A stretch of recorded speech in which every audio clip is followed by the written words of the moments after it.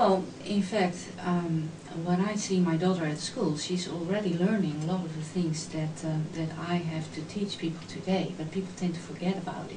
Yes, that's exactly right. Because at the children's school, so 4 to 5 years, you learn about classification, classifying things in different categories based on different criteria. You learn for example, apples and strawberries, they are all fruit.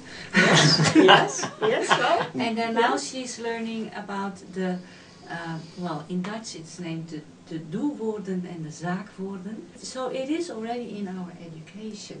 Yes. But and we incorporate it, it becomes so natural that we don't tend to think about it anymore. Then, when we are older, the communication that we do is very much verbal. Most of our communication gets verbal in this whole social, when you socialize, right?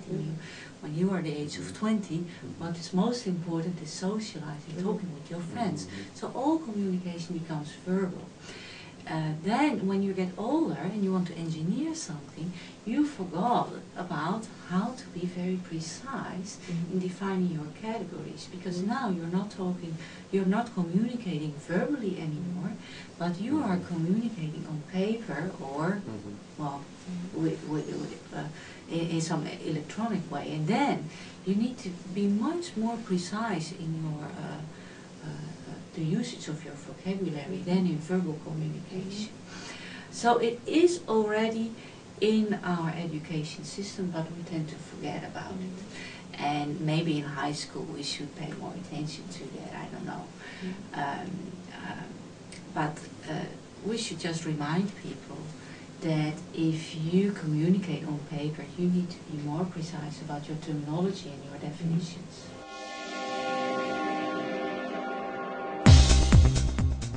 The problem is no one is teaching this at the business school level, and I think that's a big gap in our education system. So no one is teaching people how to do business process management, how to do business rules, or how to deal with enterprise architecture, with a few exceptions of universities around the world, but it's largely not there.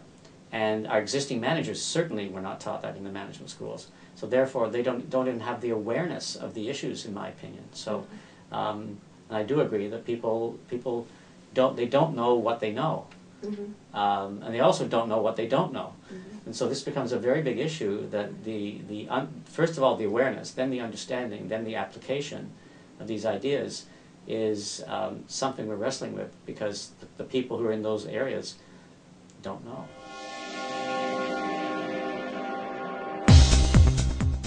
The most valuable skill that an organization has is the capacity to think analytically about what it knows. And that is difficult, but it all is based on the ability to classify, the ability to define terms, and the ability to express things consistently and precisely.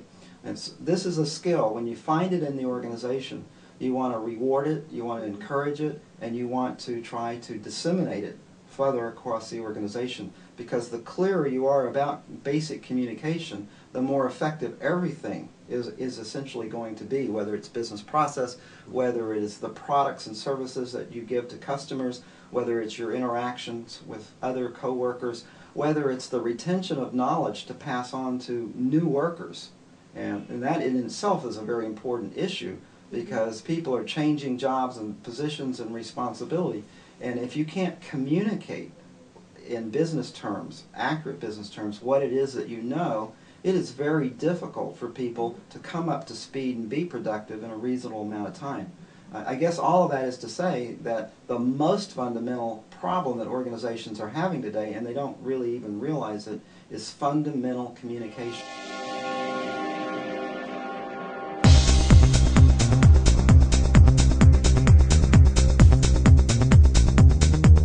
There's an excellent book written by Clayton Christensen called The Innovator's Dilemma.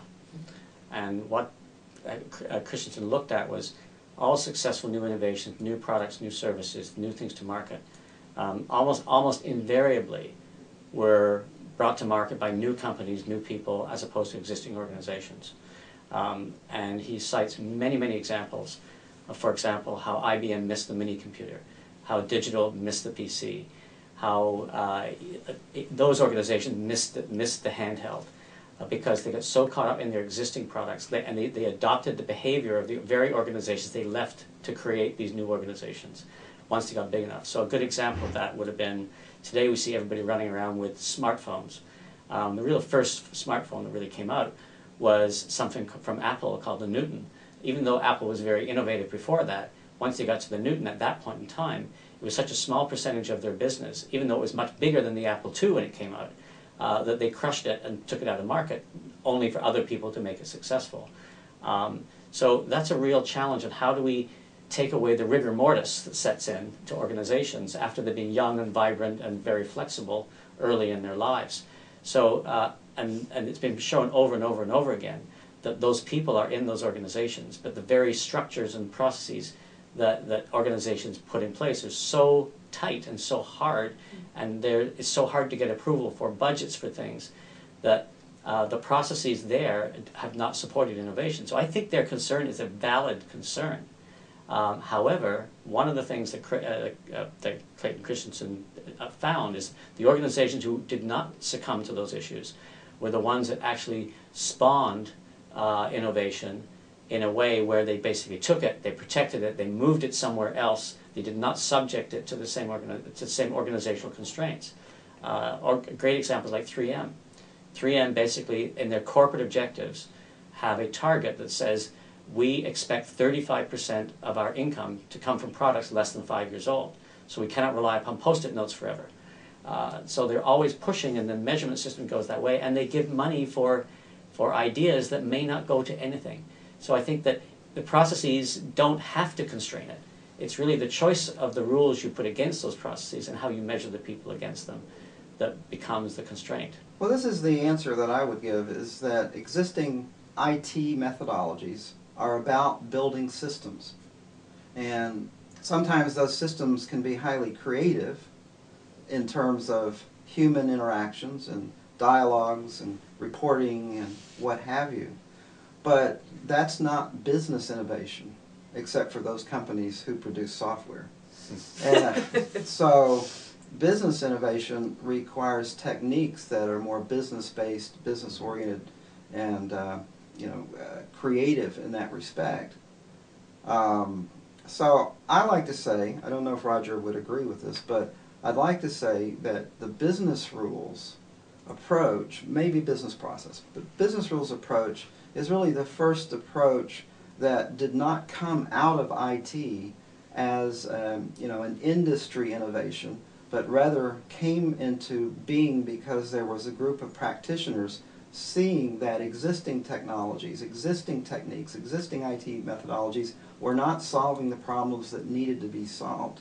And so my belief is that with business rules in particular, business people can be far more creative about the kinds of solutions that they develop, whether it's new product innovations. We were talking earlier about transparency and about traceability. It's also about high degrees of customization. There's really no way to achieve that effectively without a healthy dose of semantics and rules. And so I see this as a very exciting area, a very exciting set of techniques that diverges from sort of the IT mainstream into new areas of business innovation.